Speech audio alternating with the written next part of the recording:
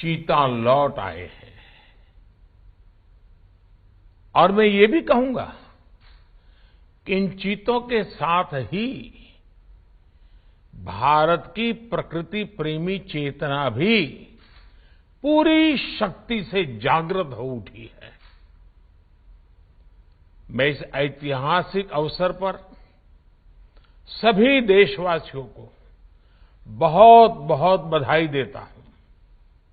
विशेष रूप से मैं हमारे मित्र देश नामीबिया और वहां की सरकार का भी धन्यवाद करता हूं, जिनके सहयोग से दशकों बाद चीते भारत की धरती पर वापस लौटे हैं।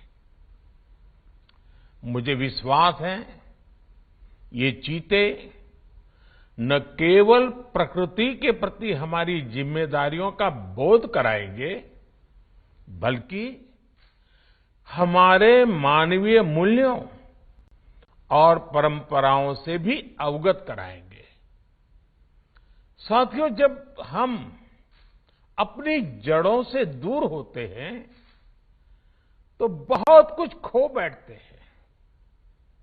इसलिए ही आजादी के इस अमृत काल में हमने अपनी विरासत पर गर्व और गुलामी की मानसिकता से मुक्ति जैसे पंच प्राणों के महत्व को दोहराया है। पिछली सदियों में हमने वो समय भी देखा है जब प्रकृति के दोहन को शक्ति प्रदर्शन और आधुनिकता का प्रतीक मान लिया गया था।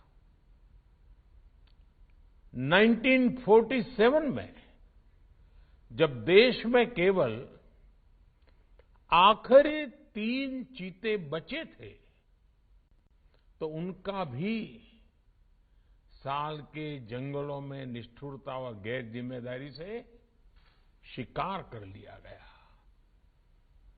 ये दुर्भाग्य रहा कि हमने 1952 में चीतों को देश से विलुप्त तो घोषित कर दिया, लेकिन उनके पुनर्वास के लिए दशकों तक कोई सार्थक प्रयास नहीं हुआ।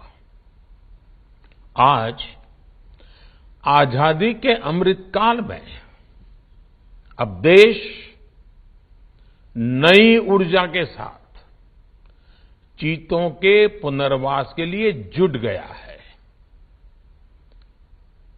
अमृत में तो वो सामर्थ्य होता है जो मृत को भी पुनर्जीवित कर देता है। मुझे खुशी है कि आजादी के अमृत काल में कर्तव्य और विश्वास का ये अमृत हमारी विरासत को, हमारी धरोहरों को और अब चीतों को भी भारत की धरती पर पुनर्जीवित कर रहा है। इसके पीछे हमारी वर्षों की मेहनत है। एक ऐसा कार्य राजनीतिक दृष्टि से जिसे कोई महत्व नहीं देता, उसके पीछे भी हमने भरपूर ऊर्जा लगाई। इसके पीछे एक विस्तृत चीता एक्शन प्लान तैयार किया गया। हमारे वैज्ञानिकों ने लंबी रिसर्च की, साउथ अफ्रीकन और नामीबियाई एक्सपर्ट के साथ मिलकर काम किया। हमारी टीम्स वहां गई, वहां के एक्सपर्ट भी भारत आए। पूरे देश में चीतों के लिए सबसे उपयुक्त क्षेत्र के लिए वैज्ञानिक सर्वे किए गए और तब कूनो नेशनल पार्क को इस शुरुआत के लिए चुना गया। और आज हमारी वो मेहनत परिणाम के रूप में हमारे सामने है। साथियों, ये बात सही है कि जब प्रकृति और पर्यावरण का संरक्षण होता है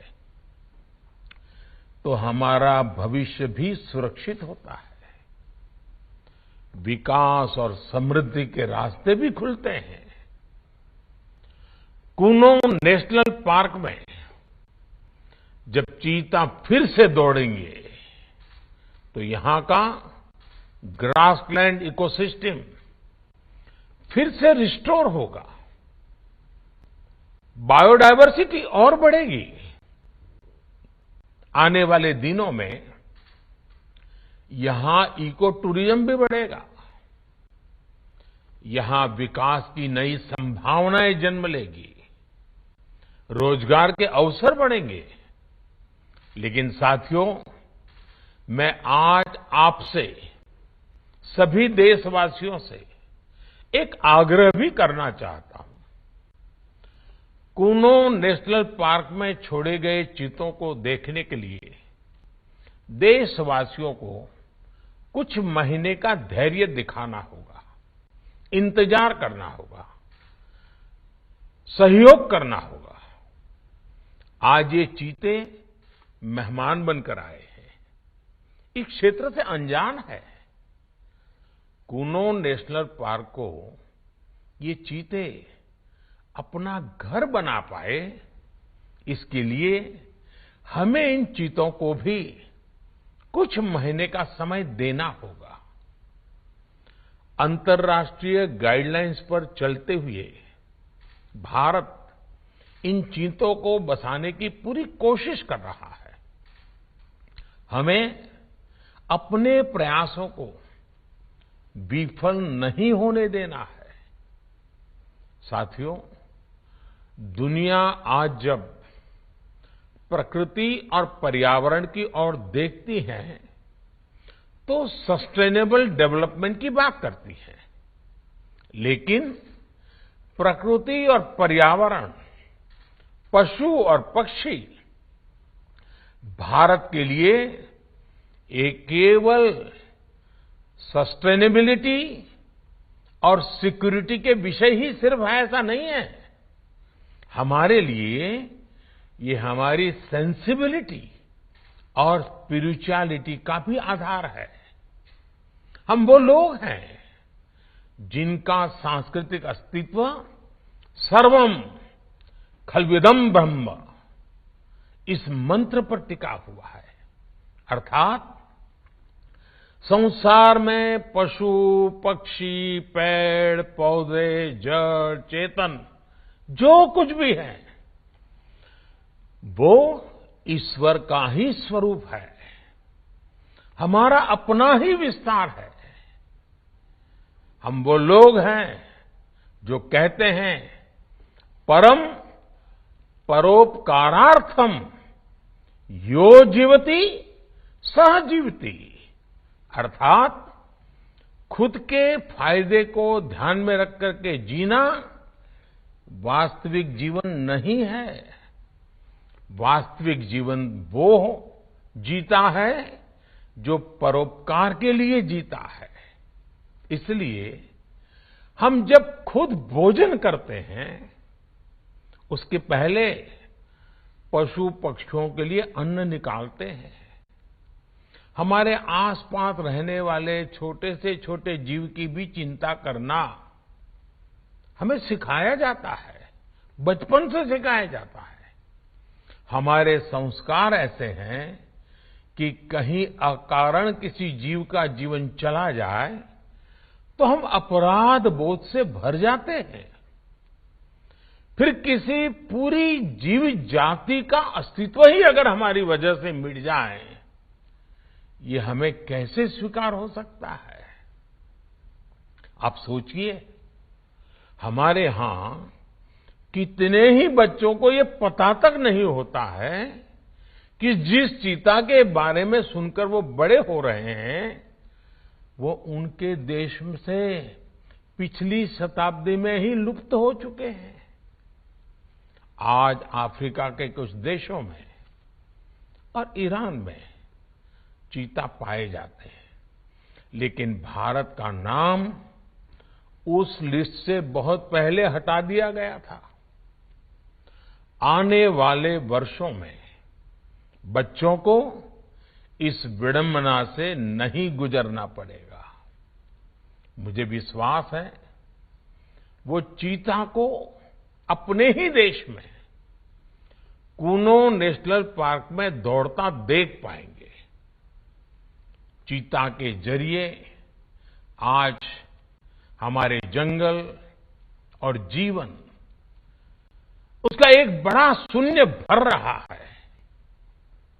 साथियों, आज 21वीं सदी का भारत पूरी दुनिया को संदेश दे रहा है कि इकोनॉमी और इकोलॉजी कोई विरोधाभासी क्षेत्र नहीं है। पर्यावरण की रक्षा के साथ ही देश की प्रगति भी हो सकती है। ये भारत ने दुनिया को करके दिखाया है। आज एक और हम विश्व की तेजी से बढ़ती अर्थव्यवस्था में शामिल है, तो साथ ही देश के वन क्षेत्रों का विस्तार भी तेजी से हो रहा है। साथियों, 2014 में हमारी सरकार बनने के बाद से देश में करीब करीब 250 नए संरक्षित क्षेत्र जोड़े गए हैं। हमारे यहां एशियाई शेरों की संख्या में भी बड़ा इजाफा हुआ है। आज गुजरात देश में एशियाई शेरों का बड़ा क्षेत्र बनकर उभरा है। इसके पीछे दशकों की मेहनत, रिसर्च बेस्ड पॉलिसीज और जन भागीदारी की बड़ी भूमिका है। मुझे याद है हमने गुजरात में एक संकल्प लिया था, हम जंगली जीवों के लिए सम्मान बढ़ाएंगे और संघर्ष घटाएंगे। आज उस सोच का प्रभाव परिणाम के रूप में हमारे सामने है। देश में भी टाइगर्स की संख्या को दोगुना करने का जो लक्ष्य तय किया गया था, हमने उसे समय से पहले हासिल किया है। असम में एक समय एक सींग वाले गैंडों का अस्तित्व खतरे में पड़ने लगा था, लेकिन आज उनकी भी संख्या में वृद्धि हुई है। हाथियों की संख्या भी पिछले वर्षों में बढ़कर 30,000 से ज्यादा हो गई है। भाइयों और बहनों, देश में प्रकृति और पर्यावरण के दृष्टिकोण से जो एक और बड़ा काम हुआ है, वो है वेटलैंड का विस्तार। भारत ही नहीं, पूरी दुनिया में करोड़ों लोगों का जीवन और उनकी जरूरतें वेटलैंड इकोलॉजी पर निर्भर करती हैं। आज देश में 75 वेटलैंड्स को रामसर साइट्स के रूप में घोषित किया गया है, जिनमें 26 साइट्स पिछले 4 वर्षों में ही जोड़ी गई हैं। देश के इन प्रयासों का प्रभाव आने वाली सदियों तक दिखेगा और प्रगति के नए पथ प्रशस्त करेगा। साथियों, आज हमें वैश्विक समस्याओं को, समाधानों को और यहां तक कि अपने जीवन को भी होलिस्टिक वे में देखने की जरूरत है। इसलिए आज भारत ने विश्व के ये लाइफ, LIFE, लाइफ यानी लाइफस्टाइल फॉर द एनवायरमेंट जैसा जीवन मंत्र दिया है। आज इंटरनेशनल सोलर अलायंस जैसे प्रयासों के द्वारा भारत दुनिया को एक मंच दे रहा है, एक दृष्टि दे रहा है। इन प्रयासों की सफलता दुनिया की दिशा और भविष्य तय करेगी। इसलिए आज समय है कि हम ग्लोबल चुनौतियों को दुनिया की नहीं, अपनी व्यक्तिगत चुनौती भी माने। हमारे जीवन में एक छोटा सा बदलाव पूरी पृथ्वी के भविष्य के लिए एक आधार बन सकता है। मुझे विश्वास है, भारत के प्रयास और परंपराएं इस दिशा में पूरी मानवता का पथ प्रदर्शन करेगी, बेहतर विश्व के सपने को ताकत देगी। इसी विश्वास के साथ आप सभी को इस मूल्यवान समय पर, ऐतिहासिक समय पर बहुत बहुत धन्यवाद देता हूं, बहुत बहुत बधाई देता हूं।